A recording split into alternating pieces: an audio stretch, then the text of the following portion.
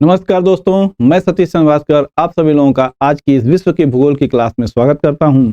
आज की इस क्लास में हम उत्तरी अमेरिका की प्रमुख झीलों को सीखने का प्रयास करेंगे। पिछले क्लास में हम लोग जो उत्तरी अमेरिका का विस्तार होता है, वहाँ पे प्रमुख पर्वतों को, वहाँ पे हम लोगों ने जो खाड़ियाँ हैं, नदियाँ हैं, उनको अच्छे तरीके से सीख लिया है। आज की क्लास में हम लोग जो उत्तरी अमेरिका की प्रमुख झीलें हैं, उनको सीखने का प्रयास करेंगे।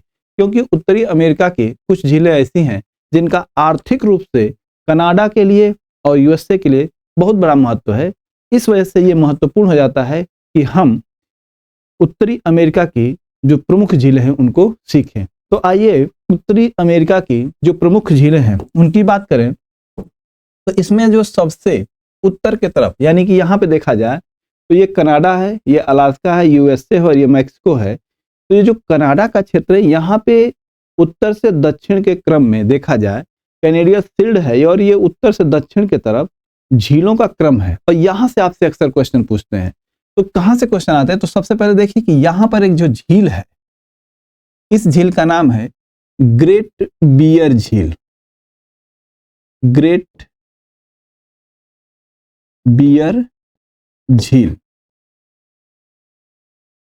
और यहां से एक महत्वपूर्ण प्रश्न ये बनता है कि इस ग्रेट बियर झील से देखा जाए तो इस ग्रेट बियर झील से होकर आर्कटिक वृत्त गुजरता है। तो यहां पे देखें कि इस तरीके से अगर देखा जाए तो आर्कटिक वृत्त यहां से गुजरता है। आर्कटिक वृत्त यहां से गुजरता है। अगर हम देखें कि आर्कटिक वृत्त का जो अक्षांशीय विस्तार है वो कितना है, तो जो अक्षांशीय विस्तार है अगर इसकी बात की जाए तो यह है 66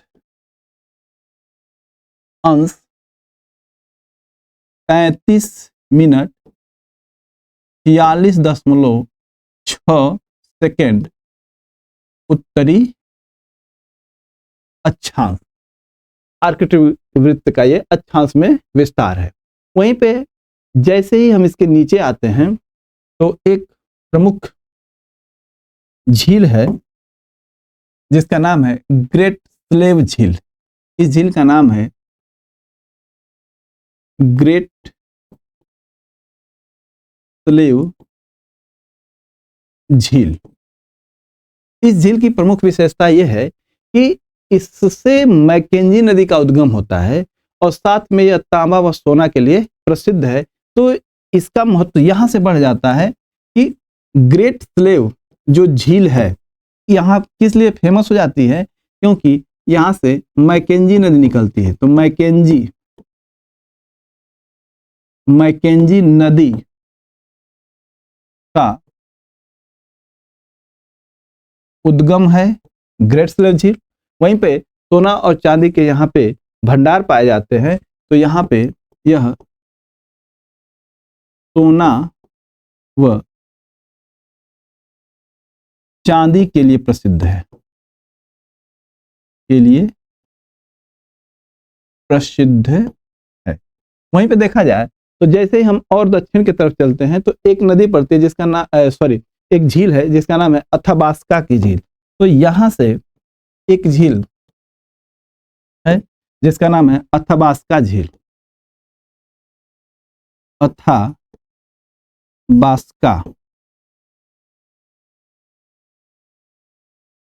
ये अथाबास्का झील है।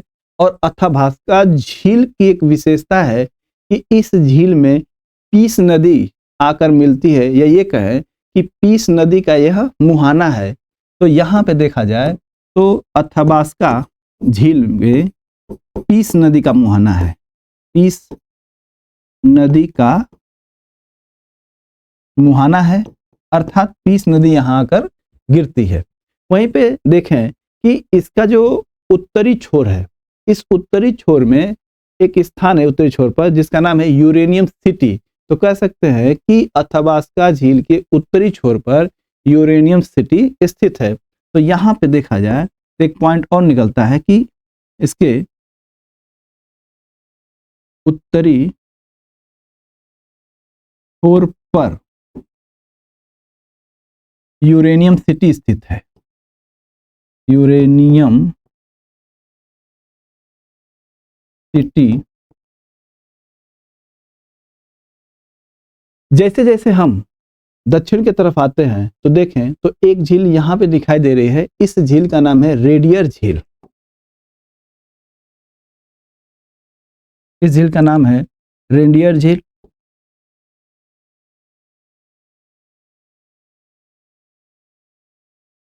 यह है आपकी रेडियर झील। और इस झील की एक खास बात यह है कि इस झील से होकर चर्चिल नदी गुजरती है और उस चर्चिल नदी के माध्यम से इस झील का जो जल होता है वो आप देखेंगे तो हडसन की खाड़ी में पहुंचता है। तो इसको इस तरीके से समझें कि रेडियर झील से होकर चर्चिल नदी गुजरती है और इसके माध्यम से इसका जल हडसन की खाड़ी में पहुंचता है। तो इस पॉइंट को इस तरीके से हम समझ सकते हैं।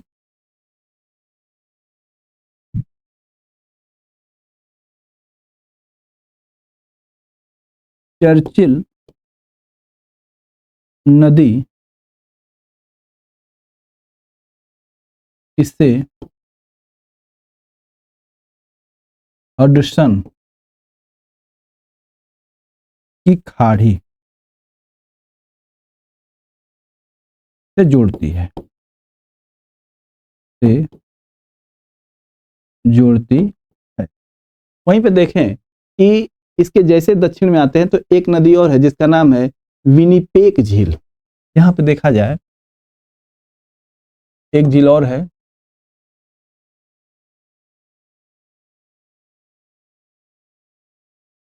इस झील का नाम है विनिपेग। विनिपेग झील। विनिपेग झील। यहां पे देखें कि जो विनिपेग झील है इसके बारे में देखा जाए तो यहाँ पर सस्केचुआन जो नदी है उसका मुहाना है, यानी कि ये कह सकते हैं कि इसमें सस्केचुआन नदी आकर मिलती है।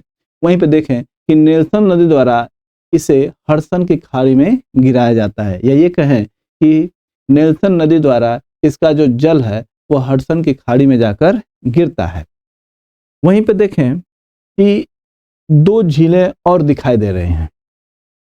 अगर हम इसकी बात करें तो इस झील का नाम है निपिगन झील। निपिगन झील।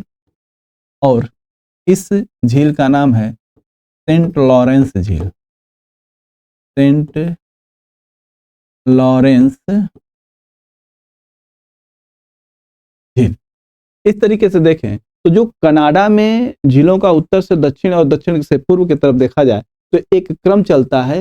वो क्रम है, आप देखें तो ग्रेट बियर झील है, ग्रेट स्लेव झील है, अथाबास्का झील है, रेडियर झील है, विनिपेग झील है, निपिगन झील है और सेंट लॉरेंस झील है। वहीं पर देखें तो यूएसए में कुछ प्रमुख झीलें हैं। यहाँ पर महान झीलों का क्रम है, उसे हम लोग इसके अगले पॉइंट में सीखेंगे क्योंकि वहां से बहुत सारे प्रश्न बनते हैं। लेकिन यहाँ पे कुछ सामान्य से जो झीलें हैं उनके बारे में समझ लें। तो यहाँ पे देखें कि एक झील ये है और इस झील को हम ग्रेट सॉल्ट झील के नाम से जानते हैं। तो ये है आपकी ग्रेट सॉल्ट झील। वहीं पे देखें तो जैसे इसके दक्षिण में आते हैं तो यहां पर एक झील है जिसको कहते हैं मिड झील।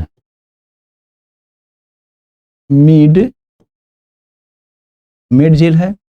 ये झील जो है वो चपाला झील है, मैक्सिको में पड़ती है चपाला झील। और ये है निकारागुआ झील जो कि निकारागुआ में पड़ती है। निकारागुआ झील। इन दोनों झीलों की बात की जाए तो जो ग्रेट सॉल्ट झील है जो यह की पाई जाती है उटाह में है, उटाह क्षेत्र में है, उटाह। और जो मिड झील है यह नेवादा में है, नेवादा क्षेत्र में। इस तरीके से देखें तो जो सामान्य से झीलें हैं उनको हम लोगों ने सीख लिया। अब हम कुछ महान झीलों के नाम से जो झीलें हैं उनको सीखते हैं। महान झीलों का अर्थ ये है कि वहाँ पे 5 झीलों का एक प्रमुख क्रम है जो कि यूएसए और कनाडा के बीच में सीमा रेखा का निर्धारण करती है और दोनों के लिए आर्थिक रूप से बहुत ज़्यादा महत्व रखती है, क्योंकि यहाँ से परिवहन का कार्य बहुत आसानी से और अच्छी तरीके से किया जाता है। तो यहाँ पे देखें कि जो बृहद या महान झीलें हैं उन्हें अगर देखें तो पहले तो ये जान जाते हैं कि जो वहाँ की प्रमुख महान झीलें हैं वो कौन कौन सी है। तो सुपीरियर झील है, ह्यूरन झील है, मिशिगन है, ईरी है, ओंटारियो झील है। अगर हम इन झीलों को उनके क्षेत्रफल के हिसाब से यदि हम अवरोही क्रम में रखें, यानी कि सबसे बड़ी फिर कम, तो उसमें देखें तो सबसे बड़ी जो झील है वो है आपकी सुपीरियर झील। सबसे बड़ी झील है सुपीरियर, इससे छोटी है ह्यूरन, इससे छोटी है मिशिगन झील, इससे छोटी है ईरी और इससे सबसे छोटी है ओंटारियो। इसका मतलब है कि सबसे बड़ी झील सुपीरियर है और सबसे छोटी ओंटारियो झील है। यहाँ पे देखें कि जो सुपीरियर झील है यहाँ से कुछ प्रश्न बनते हैं। क्या प्रश्न बनते हैं? अगर देखें तो यह विश्व की दूसरी सबसे बड़ी झील है। विश्व की दूसरी सबसे बड़ी झील है, बड़ी झील। तो पॉइंट आता है कि जो प्रथम सबसे बड़ी झील कौन सी होगी। यहां पे देखा जाए तो ये जगह दूसरी है, तो जो प्रथम विश्व की सबसे बड़ी झील है उसका नाम है कैस्पियन सागर। कैस्पियन सागर। वहीं पे देखें कि यह विश्व की दूसरी सबसे बड़ी झील तो है, लेकिन विश्व की सबसे बड़ी मीठे पानी की झील है। तो यदि अगर आपसे कभी क्वेश्चन आता है कि विश्व की सबसे बड़ी मीठे पानी की झील का नाम बताइए, तो हम बताएंगे कि विश्व में सबसे बड़ी मीठे पानी की झील सुपीरियर झील है। तो विश्व में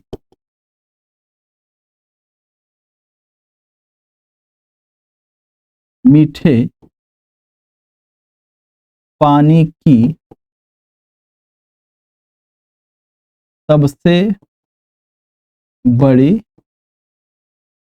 झील। इस तरीके से एक सामान्य जानकारी हम लोग ले लेते हैं कि जो ये वृहद झील या महान झील है उत्तरी अमेरिका की, वे कौन सी झीलें हैं। आइए अब हम लोग देखते हैं कि इससे संबंधित जो और महत्वपूर्ण क्वेश्चन आते हैं। यहाँ पे हम देखें कि जो महान झीलें हैं वे किस क्रम में हैं और इनसे किस तरीके के प्रश्न बनते हैं। तो यहाँ पे देखें कि जो सबसे पश्चिम की तरफ दिखाई दे रही है यह है सुपीरियर झील, इसके साथ लगी हुई है ह्यूरन झील, इसी के साथ है ईरी झील और यह है ओंटारियो झील। यहाँ पे देखें कि यह जो सुपीरियर, ह्यूरन, ईरी और ओंटारियो झील है, ये झीलें जो हैं ये कनाडा और यूएसए के बीच में सीमा का निर्धारण करती हैं।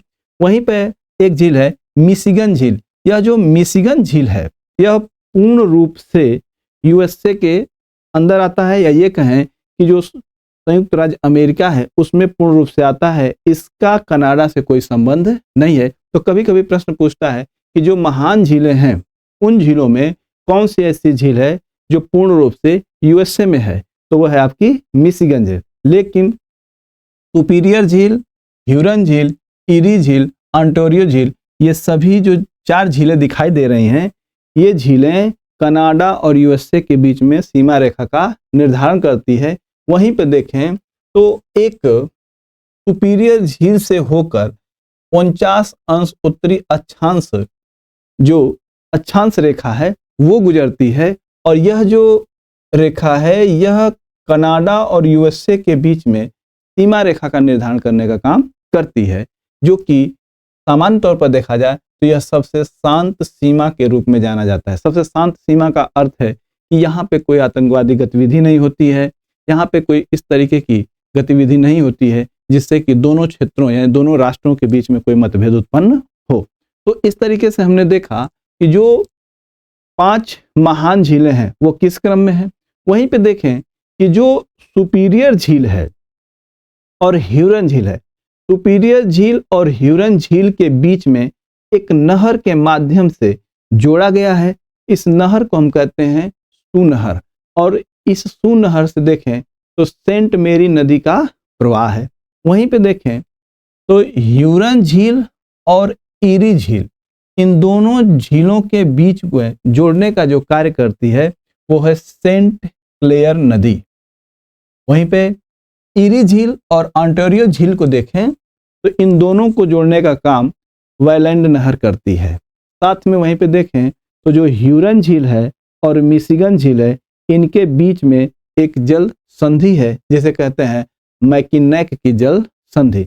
इस तरीके से देखें तो इन झीलों को जोड़ने वाली कुछ नहरें हैं और कुछ जल संधियां हैं। इसमें है सूनहर है, आप देख रहे होंगे, यहाँ पर सेंट क्लेयर नदी है, यहाँ पर मैकिनेक जल संधि है और यहाँ पर वेलैंड नहर है। वहीं पे देखें कि मिशिगन झील को ईरी झील से डायरेक्ट जोड़ा गया है क्योंकि यहाँ पे लौह इस्पात कारखाने हैं और लौह इस्पात कारखाने को जोड़ा गया है यानी कि परिवहन के लिए। तो यहाँ पे देखें कि एक स्थान है मिशिगन झील के तट पे गैरी नामक एक स्थान है जो कि इंडियाना प्रांत में पड़ता है। वहीं पे टोलेडो एक स्थान है ईरी झील के समीप में। तो इन दोनों को जोड़कर यहाँ से लौह इस्पात का परिवहन किया जाता है। तो यहाँ पर एक नहर बनाई गई है जिस नहर का नाम है ईरी नहर। तो इस तरीके से कहें तो गैरी और टोलेडो को व्यापार के दृष्टिकोण से परिवहन के लिए ईरी नहर से जोड़ा गया है। अब यहाँ पे देखें कि इन्हें हम महान झील क्यों कहते हैं। महान झीलों को सामान्य रूप से देखें तो इस तरीके से हम समझ सकते हैं, लेकिन इनका आर्थिक गतिविधियों में तथा यहाँ पे देखा जाए तो यहाँ पे कुछ प्रमुख इसके शहर हैं जहाँ पे उद्योग हैं। तो उनको देखा जाए कि आखिर क्यों इनको महान झील कहते हैं। तो आइए इस क्रम को शुरू करते हैं। उत्तरी अमेरिका की जो महान झीलें हैं उनका देखा जाए कि आर्थिक रूप में किस तरीके से महत्व है। तो यहाँ पे देखें कि बृहद झीलें जो है यह 3 जलीय मार्ग का निर्माण करती हैं। ये 3 जलीय जो मार्ग है इनके माध्यम से वहाँ पे व्यापार, या ये कहें कि ये बड़े व्यस्ततम जलीय मार्ग है, यानी कि वहाँ पे उद्योगों से जो भी उत्पादन होता है इन्हीं के माध्यम से विदेशों को भी भेजे जाते हैं और साथ में आंतरिक देश में भी भेजे जाते हैं। तो यहाँ पे देखें कि कौन से वे 3 आंतरिक जलमार्ग हैं। अगर देखा जाए तो अगर हम यहाँ पे बृहद झील को रखते हैं, बृहद यदि हम झील को यहाँ रखें तो एक जलीय मार्ग ये है जिसे हम कहते हैं सेंट लॉरेंस सागरीय मार्ग, सागरीय मार्ग। वहीं पे एक मार्ग यहां से जाता है जिसे हम कहते हैं हडसन नदी मार्ग, नदी मार्ग। वहीं पे एक जो नदी मार्ग है वो यहां से है जिसे हम कहते हैं इलियाना जलीय मार्ग, इलियाना जलीय मार्ग। अब ये जो तीनों मार्ग हैं यदि हम इनकी बात करें तो जो सेंट लॉरेंस सागरीय मार्ग है यह मुख्य रूप से देखें तो अटलांटिक महासागर से जोड़ने का कार्य करता है। यानी कि जो ये आपकी झीलें हैं इन झीलों में देखा जाए तो जो आपकी झीलें हैं उनको यह अटलांटिक महासागर से जोड़ने का कार्य करता है। तो यहाँ पर इसे हम कह सकते हैं कि अटलांटिक महासागर को जोड़ता है। वहीं पे हडसन नदी मार्ग को देखें तो जो ये हडसन नदी मार्ग है इसकी बात की जाए तो यह न्यूयॉर्क शहर से जोड़ने का कार्य करता है। तो यहाँ पे कह सकते हैं न्यूयॉर्क शहर से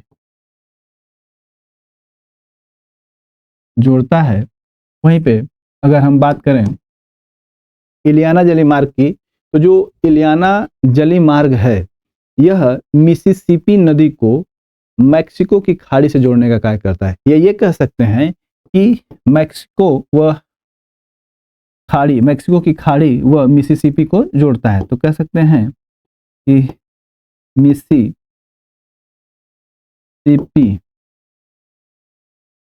नदी व मैक्सिको की खाड़ी को जोड़ता है। इस तरीके से देखें तो इस बृहद झील से 3 जलीय मार्ग का निर्माण होता है, सेंट लॉरेंस सागरीय मार्ग, हडसन नदी मार्ग और इलियाना जलीय मार्ग। आइए और बिंदुओं को देखते हैं कि आखिर इसे हम क्यों महान झील कहते हैं। इस तरीके से हम लोगों ने अभी सीखा कि ये जो महान झीलें हैं इनका आर्थिक रूप से क्या महत्व है। तो देखें तो यहाँ पे जो प्रमुख आर्थिक या उद्योगों से संबंधित जो शहर हैं वह इन्हीं झीलों के तटों के सहारे हैं। जैसे एक है आपका डुलूथ, वहीं पे देखें कि डुलूथ जैसे ही आप ध्यान देखते हैं सुपीरियर झील से पश्चिम के तरफ एक मेसाबी क्षेत्र है जो कि आयरन उत्पादन के लिए जाना जाता है। तो जो सुपीरियर झील का पश्चिमी क्षेत्र है वह आयरन उत्पादन का एक विशेष स्थान रखता है जो कि मेसाबी। तो मेसाबी से क्वेश्चन आता है कि मेसाबी क्षेत्र किस लिए जाना जाता है? आयरन उत्पादन। वहीं पे देखें तो जो मिशिगन झील दिखाई दे रही है, इस मिशिगन झील के पश्चिम तट पर देखें तो एक स्थान है या एक सिटी है मिलवाउकी, और ये जो मिलवाउकी स्थान है यह मुख्य रूप से इलेक्ट्रिकल इंडस्ट्री के रूप में जाना जाता है। वहीं पे शिकागो जो है यह मांस प्रसंस्करण केंद्र है, यानी कि मांस का यहाँ पे शोधन होता है और उसकी पैकिंग की जाती है और उसको निर्यात किया जाता है। वहीं पे एक गैरी नामक स्थान है, यह आयरन इस्पात के लिए जाना जाता है।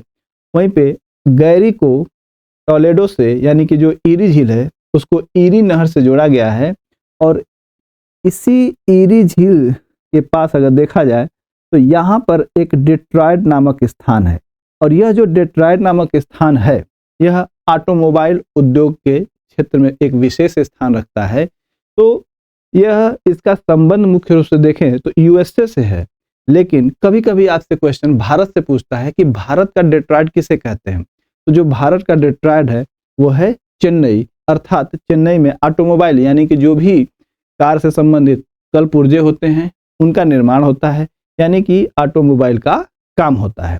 वहीं पे हम देखें तो ईरी झील के दक्षिण में देखें तो एक है स्थान क्वीलैंड, जो कि यह भी लौह इस्पात उत्पादन के केंद्र के रूप में जाना जाता है। इसी तरीके से देखें तो ईरी सिटी है, बफेलो है, यहाँ पर न्यागरा प्रपात है, न्यागरा नदी पर है, सेंट लॉरेंस पर ही है, वहीं पे रॉचेस्टर है। एक महत्वपूर्ण क्वेश्चन यहाँ से आता है, ऑन्टारियो जो झील है इसकी अगर हम देखें उत्तर के तरफ, उत्तर पश्चिम के तरफ, तो कनाडा का टोरंटो शहर है और साथ में कनाडा की एक जो राजधानी है वो ओटावा है। वह ओटावा नदी के तट पर है, लेकिन यह ऑन्टारियो झील से लगा हुआ है, यानी कि लगभग 120 किलोमीटर की दूरी पर कनाडा की जो राजधानी ओटावा है वह स्थित है ओटावा नदी पर।